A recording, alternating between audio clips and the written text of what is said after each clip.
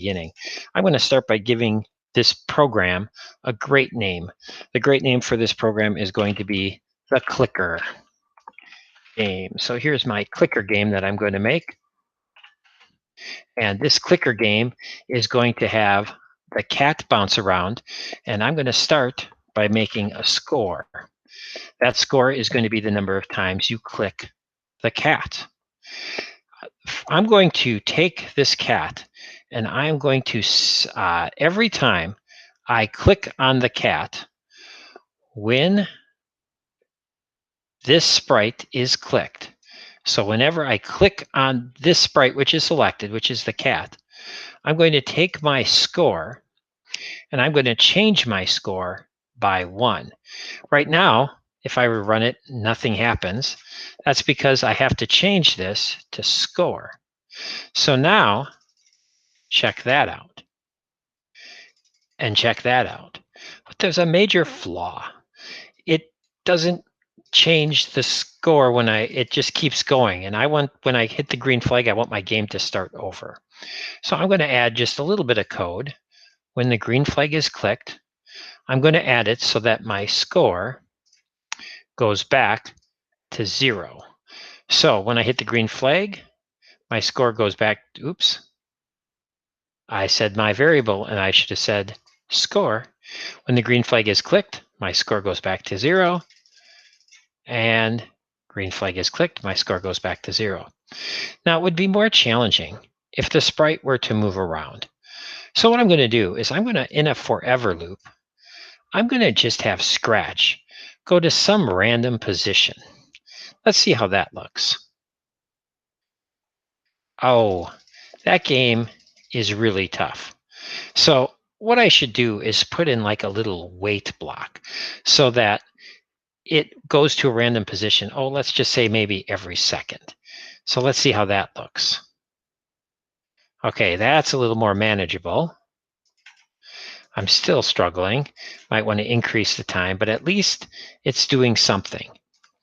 Now, I want to add other sprites that also do stuff. And since Scratch is the prize, I'm going to set Scratch to like 10 because that's the big one.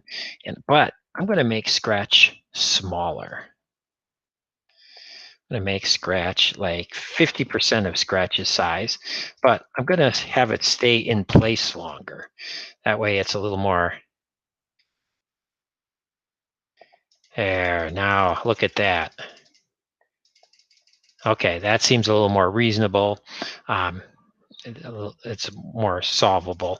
But you know what would be really cool? Is if every time I click on Scratch, he decreases size just a little bit. So let's do that. Oh, that made it bigger. That's not what I want. How about smaller? That would make it more challenging.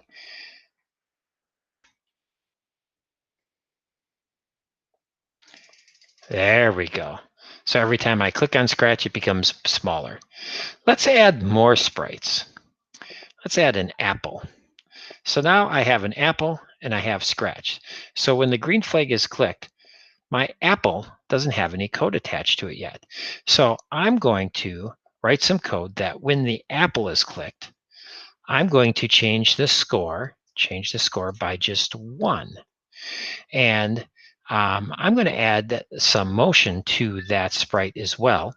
So here we go. I'm going to put in a forever loop.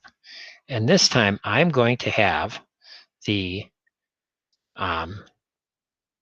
cat move like 10, or the apple, sorry, and then 3. And I'm going to do that bouncy thing again. Let's just see how this looks. Oh, that's kind of cool. So now when I click on it, you'll notice too that when you click on it, it does move, which is a little tricky. Let's say, wow, I'm really struggling to click on it. Finally. Oh, no, I didn't. Man, am I struggling. I know why. I forgot to change this to score. There we go. That's just moving too fast. Let's see if I slow it down, and then change the degree so it's more dramatic. Oh no, that's not more dramatic. Ooh, ooh, not quite. Again, gotta tinker till I get it to work. One other thing I want to add is I can also make a sprite appear and disappear. So here I have another sprite, and I might want to have it start as hidden, and inside of looks, there's a block that says hide, and then maybe I want to wait a few seconds,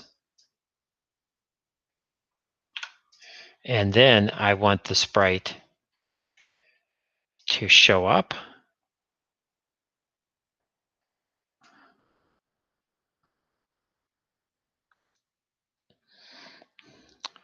For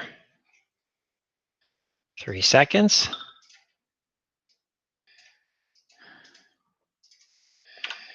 And then I want it to move to a random position.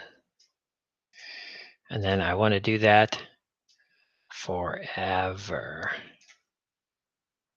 So here we go.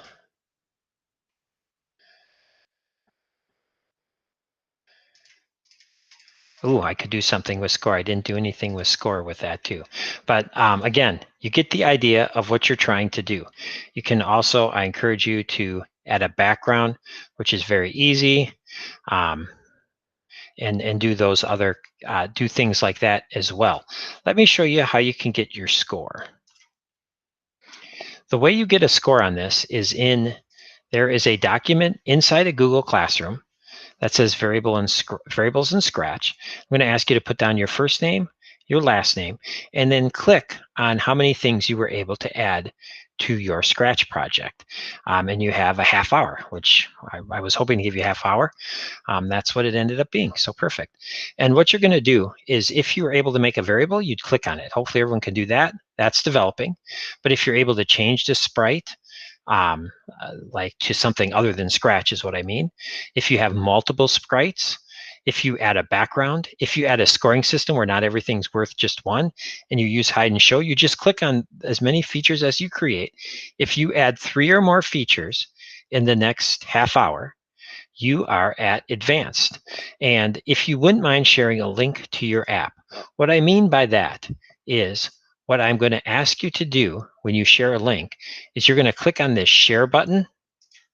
When you click on the share button, you have a link available to your for your app. Oh shoot, you can't see it. It's in the URL window at the top of the screen.